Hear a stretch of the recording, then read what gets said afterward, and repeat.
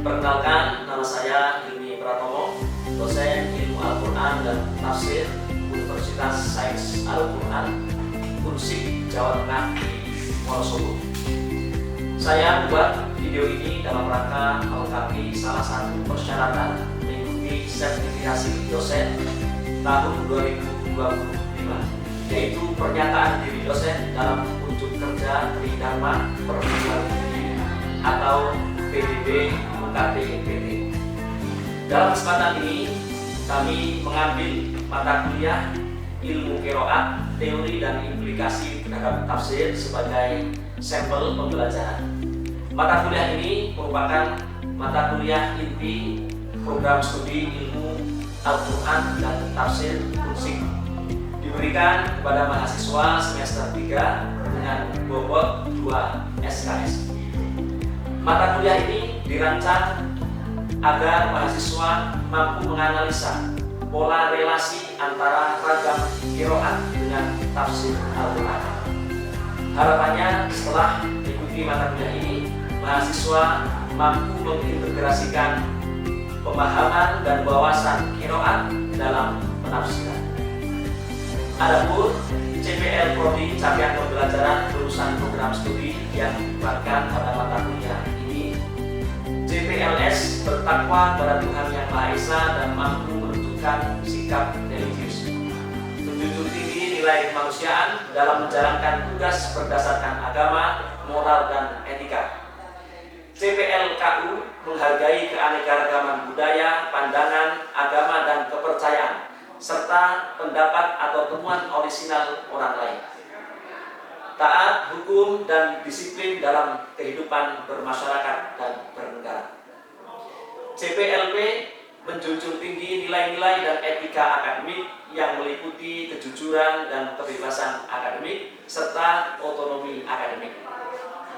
CPLKK mampu menerapkan pemikiran logis, kritis, sistematis, dan inovatif dalam konteks pengembangan atau implementasi ilmu pengetahuan yang memperhatikan dan menerapkan nilai humaniora yang sesuai dengan bidang dan keahliannya.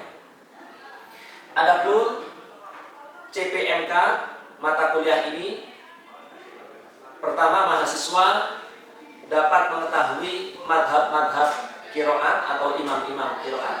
Yang kedua, mahasiswa dapat mengetahui ragam qiraat Al-Quran dan dampaknya terhadap penafsiran.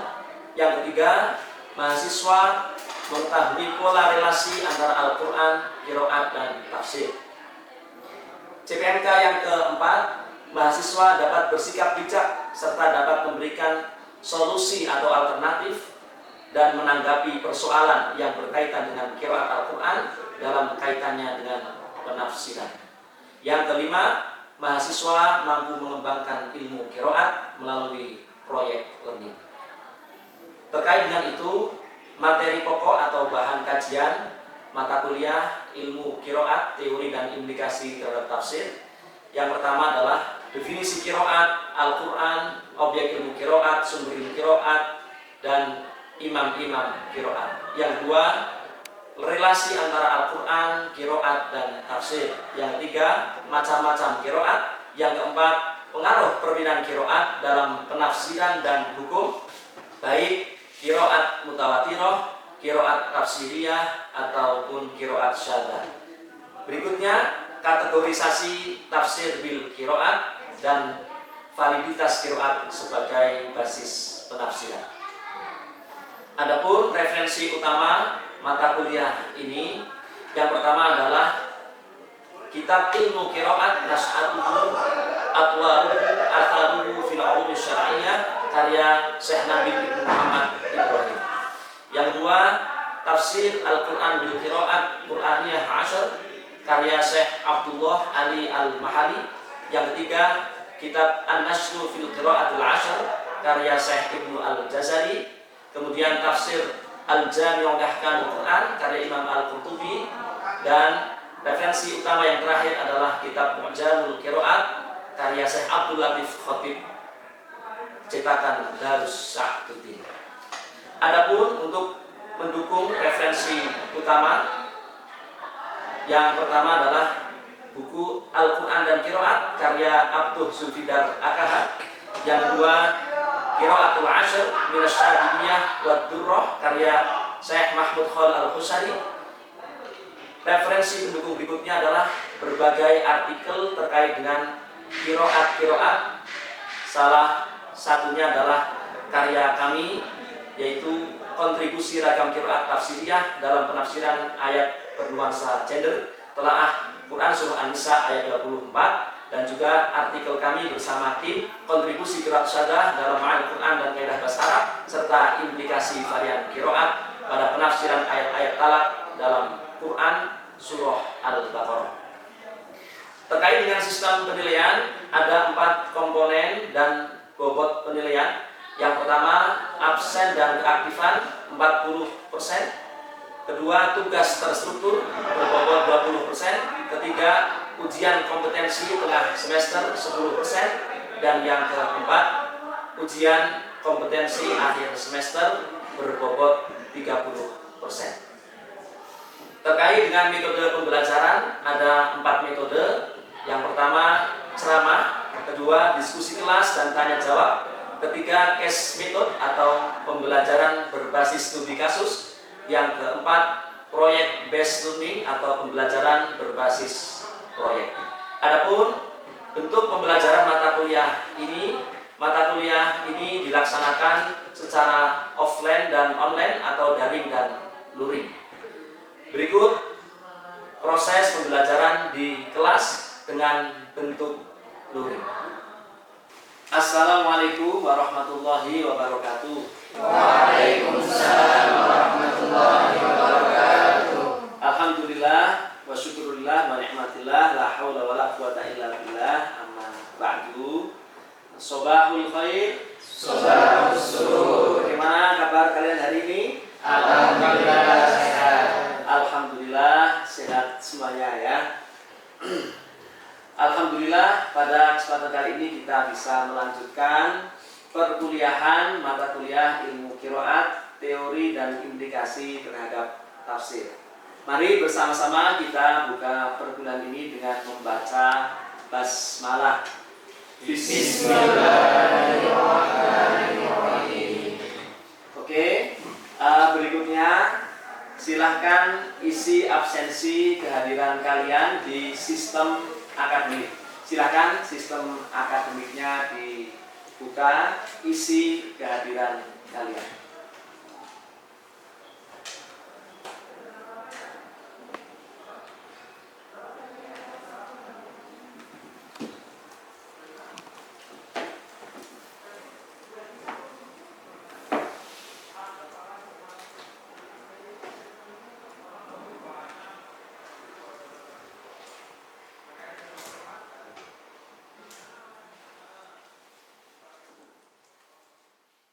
Terima kasih. Sudah absen semuanya? Sudah. Oke. Sebelum materi perkuliahan hari ini kita mulai, alangkah lebih baiknya kita review dulu, flashback dulu mata kuliah atau materi minggu yang lalu, karena materi yang minggu lalu itu berkaitan erat dengan materi hari ini ya.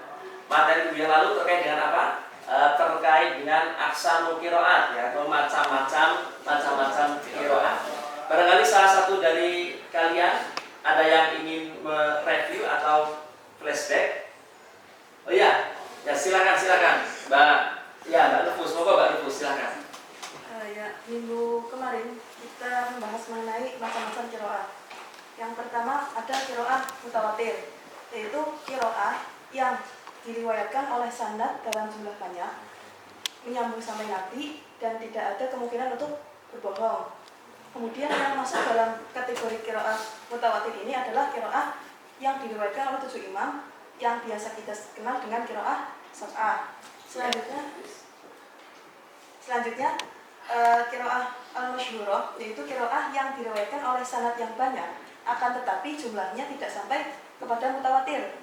Qiraat ini contohnya yaitu qiraat yang diriwayatkan oleh 3 imam yang menjadi pelengkap dari imam 7 yang biasa kita sebut dengan qiraat asyrah. Oke, terima kasih. Kita kasih aplaus buat Mbak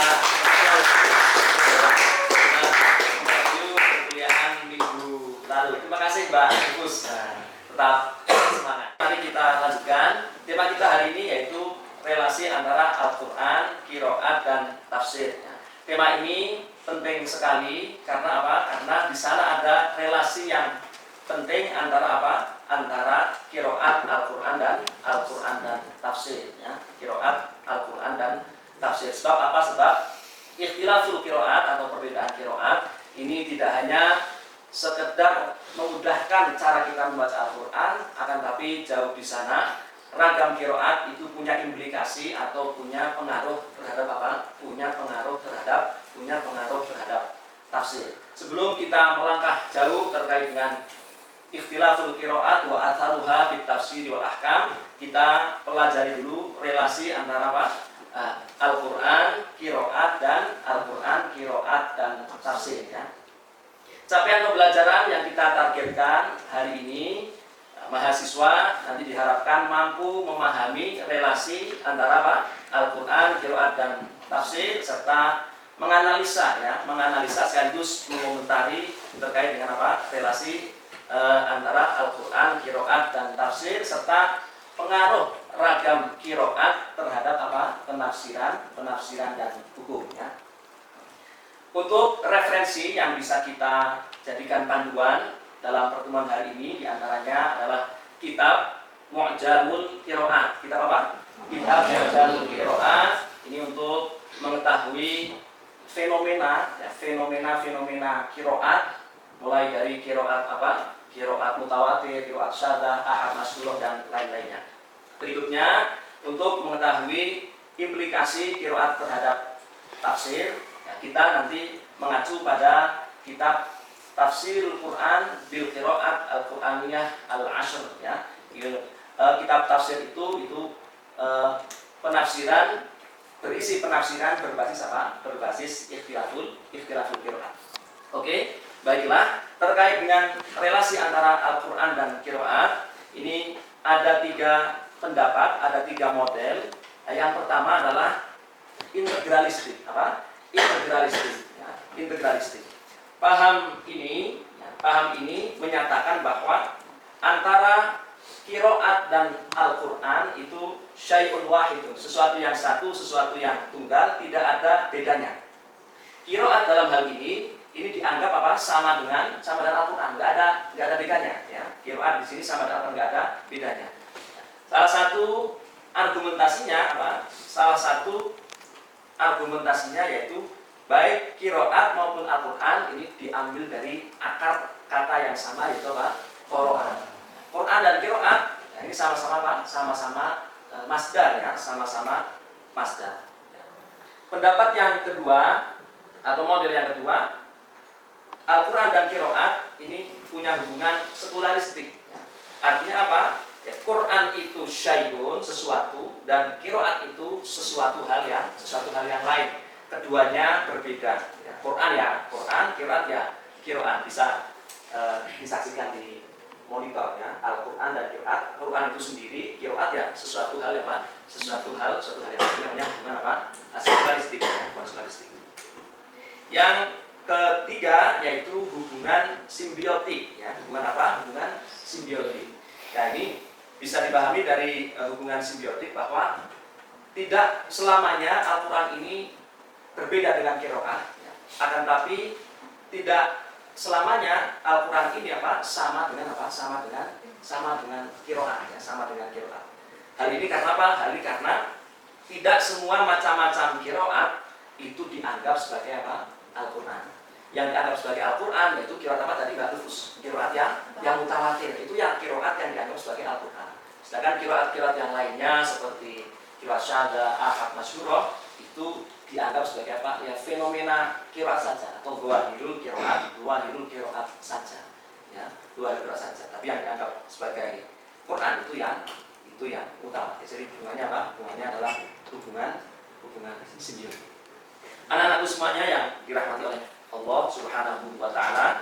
Nah, di antara ketiga pendapat itu, saya pribadi lebih condong pada pendapat yang ketiga, bahwa relasi antara Al-Quran dan Al-Quran itu relasi yang simbiotik. Keduanya tidak bisa dipisahkan, ya. secara lugas bahwa Al-Quran itu kalamullah, sedangkan apa? Sedangkan qiraat itu tata cara membaca apa? Kalamullah. Qiraat itu tata caranya. Ya, kalau Al-Quran itu apa? Kalamullah. Jadi, tata cara membaca kalamullah itu yang dinamakan dengan apa? Ilmu. Yang dinamakan dengan ilmu qiraat. Oke, kita lanjutkan ya.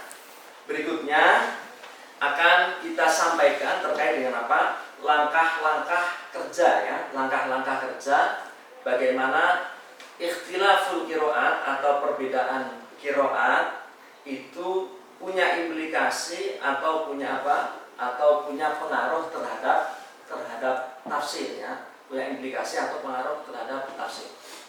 Ini penting sekali sebab apa? Sebab asbabul ikhtilaf bainal fuqaha atau sebab-sebab perbedaan antara ahli fikih ya, itu awalnya disebabkan karena apa? Karena ragam qiraat yang berbeda atau bacaan Al-Quran yang berbeda. Ini faktor utamanya apa? Karena ikhtilaful qiraat atau perbedaan apa? Perbedaan qiraat, perbedaan qiraat. Nah, langkah-langkah kerjanya ya, yang pertama adalah nanti kita menentukan ayat apa yang akan kita jadikan apa? Sampel ya, sampel pembelajaran atau sampel penelitian. Ayatnya nanti dicantumkan ya. Selanjutnya setelah ayatnya dicantumkan kemudian mencantumkan terjemahannya ya. Jadi terjemahannya ini dimasukkan agar kita bisa paham betul makna awal atau makna dasar daripada apa? Daripada ayat yang nanti akan kita teliti ya, akan kita teliti. Nah, untuk terjemahan nanti bisa lihat atau mengutip dari apa? Terjemah Kemenak gitu ya, standar seperti itu. Berikutnya, nanti kita sertakan dulu ikhtilaful qiraat, perbedaan qiraat. Nah, ikhtilaful qiraat ini atau ragam qiraat ini bisa kita jumpai, bisa kita kutip dari kitab apa namanya? Mu'jamul Qiraat. Ini seperti ensiklopedia qiraat yang mencantumkan seluruh ragam qiraat, baik yang mutawatir maupun yang non mutawatir. Ya. Misalnya kok hanya ingin ya, menyertakan yang mutawatir saja, kita nanti bisa mengutip misalnya apa? An-Nasru fil qiraatil ashr misalnya. Itu murni qiraat yang mutawatirah saja. Nanti kalian bisa pilih salah satunya ya. Langkah berikutnya yaitu mencari suatu lafal yang ada ikhtilaf qiraatnya. Jadi tidak semua lafal dalam Al-Quran itu punya apa? Punya ikhtilaf qiraat. Nah, tidak semua lafal dalam Al-Quran itu beda qiraatnya. Ada kalanya itu ya sama, malah lebih banyak yang sama lah. Kita cari dulu suatu lafal yang apa? Di situ ada ikhtilaf qiraatnya. Lah, kemudian suatu lafal yang ikhtilaf qiraatnya itu melibatkan perbedaan harokat. Nah, ini perlu kita analisa betulan karena apa? Ketika beda harokat itu tentu beda apa? I'rabnya berbeda. Nah, i'rabnya berbeda. Ketika i'rabnya itu berbeda berarti nanti kedudukannya juga berbeda. Jadi kita analisa lafaz yang ada ikhtilaf qiraatnya dan perbedaan qiraat itu meliputi atau mencakup perbedaan harokatnya, Dalam hal ini sampelnya yaitu surah Al-Maidah ayat 6. Ayat tentang apa?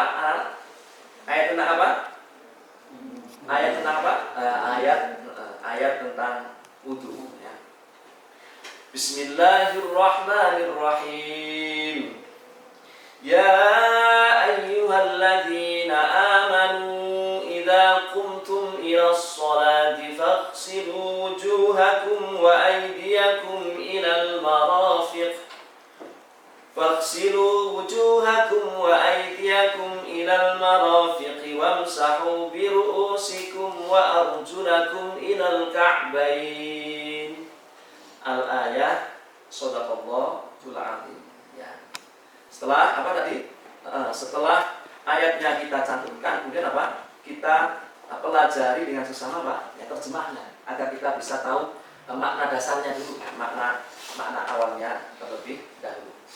Nah, berikutnya tadi apa? Berikutnya tadi kita analisa satu lafaz yang di situ ada ikhtilaful qiraatnya. Lebih-lebih ketika ikhtilaful qiraatnya itu berupa apa? Perbedaan harokat. Mungkin satu fathah atau satu kasrah. Dalam surah Al-Maidah ini lafaz yang ada ikhtilaf qiraatnya dan beda harokat ini pada lafaz apa? Pada lafaz wa'ar julakum. Ini nanti rujukannya apa? Kitab Mu'jamul Qiraat atau ensiklopedi qiraat. Ini saya kutipkan. Wa'ar julakum qara'a Ibnu Katsir wa Abu Amr wa Abu Bakar an Asim wa Hamzah wa Abu Ja'far wa Khalaf wa Anas wa Ikrimah wa Yahya bin Wathab wa Sya'bi wal Baqir wa Qatadah wa Ikrimah wa Tuhaq wa A'mash wa arjulikum bil khafdi. Jadi imam-imam tadi itu membacanya apa? Membaca lamnya dengan kasroh, ya. Berarti dibaca apa? Rafa atau jar? Dibaca jar. Ya, jadi bacanya wa'ar. Nah, bacanya jadi wa'ar julikum. Ya. Di sisi yang lain, wa qara'a Nafi' wa Nasa'i wa Ibnu Amir wa Hafs an Asim wa Ibnu Mas'ud wa Yaqub wal A'sha wa Abu Bakar wa Ibnu Abbas wa Syafi'i wa Ali wal Mufaddal. Imam-imam tadi membacanya apa? Wa arjulakum, lamnya di fathah. Artinya apa? Artinya ini dibaca mana? Dibaca nasab. Jadi yang pertama wa arjulikum lamnya dibaca kasroh, yang kedua wa arjulakum lamnya dibaca fathah. Maka hukumnya apa? Hukumnya nasab. Bismillah peran dan fungsi apa? Bismillah peran dan fungsi kitab Mu'jamul Qiraat. Anak-anak semuanya yang dirahmati oleh Allah Subhanahu wa ta'ala, ya. Lantas apa implikasinya, ya? Ketika lafaz arjulakum yang artinya adalah kaki-kaki kalian ini dibaca nasab atau lamnya di fathah, maka apa? Maka ini dihubungkan dengan lafaz apa? Faghsilu, yang artinya basuhlah kalian semuanya. Faghsilu wujuhakum wa aydiyakum. Artinya apa? Artinya hukum kaki itu seperti hukum wajah dan kedua tangan. Kalau wajah dan kedua tangan ini dibasuh, maka kaki ikutan dibasuh. Sebaliknya, yang wa arjulikum atau lamnya di kasroh atau dibaca jar ini disambungkan dengan apa? Dihubungkan dengan biru'usikum. Jadi seakan-akan takdirnya biru'usikum wa arjulikum. Usaplah kepala kalian wa arjulikum dan apa? Dan kaki. Artinya apa? Kalau ini dibaca wa arjulikum, maka kaki ikut hukum apa? Hukum rambut. Jadi kalau rambut diusap, kaki ikut apa? Ikut diusap. Nah, ini implikasi apa? Implikasi perbedaan qiraat terhadap penafsiran dan hukum, ya. Penafsiran dan hukum. Saya kira sebagai pengantar ini dulu, nanti kita lanjutkan dengan apa? Dengan sesi tanya jawab terlebih. Ya, Mas Teman. Apakah semua ikhtilaful qiraat atau perbedaan qiraat itu berpengaruh terhadap tafsir? Oh ya, pertanyaan yang bagus, ya. Apakah semua perbedaan qiraat itu berpengaruh terhadap tafsir, ya?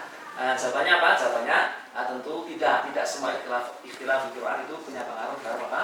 Tafsir, ya. Sebagai contoh misalnya wan najmi idza hawa. Kan ada yang baca wan najmi idza hawa, ada yang membaca wan najmi idza hawa, itu kan pakai imalah. Baik yang hawa maupun yang hawe, ini cara bacanya berbeda, tapi secara makna secara makna ini sama saja. Misalnya satu baca wadduha, satu baca wadduhe, ya. Ini maknanya sama saja. Begitu juga nanti di kaidah apa? Di kaidah nahwu harokat misalnya, ya. Yang satu bacanya man amana, satu bacanya apa? Mana. Kaidah apa? Kaidah nakal ya, memindahkan harokat hamzah ke huruf sebelumnya yang mati. Ini juga meskipun cara baca beda, tapi maknanya sama, tidak berpengaruh terhadap makna. Begitu juga yang satu saktah, yang satu tidak saktah. Ini juga maknanya tetap sama ya, maknanya tetap sama. Seperti qiraatnya Imam Hamzah, riwayat Khalaf itu kan banyak saktahnya ya. Man amana dibaca gimana? Ya, man amana dibaca man amana, itu kan. Jadi dibaca man amana, mana dan man amana. Ini meskipun cara baca beda, tapi maknanya sama saja. Jadi kalau mencakup kaidah yang usul, kaidah umum, kaidah yang bisa dibiaskan, ini tidak berpengaruh terhadap makna. Lantas yang berpengaruh terhadap makna yang mana? Yang berpengaruh terhadap makna itu yang masuk kaidah tarsil huruf ya, atau kaidah khusus, di mana satu lafaz mungkin salah satu hurufnya dibaca fathah, yang satu dibaca kasroh seperti tadi ya, yang satu dibaca wa arju lakum, satu dibaca wa arju likum. Ini mencakup perbedaan harokat. Nah yang demikian ini punya implikasi terhadap tafsir, punya pengaruh terhadap tafsir dan hukum ya, bisa dipahami ya Mas Amnya. Terima kasih Mas Ana. Oke, anak-anakku semuanya ya, langsung kita praktekkan, kita analisa bersama. Dalam hal ini sampelnya adalah ikhtilaful qiraat pada surah Al-Fatihah, Maliki Yaumiddin. Yang satu ada alifnya Maliki panjang, yang satu Maliki. Apa implikasinya terhadap tafsir ya? Langsung kita bagi kelompok ya. Ini kelompok pertama ya, kelompok Mbak Anis kelompok pertama, kelompok kedua kelompoknya Mas Sauki, dan kelompok ketiga kelompoknya Mas Maksum ya. Oke, langsung dikerjakan di sini.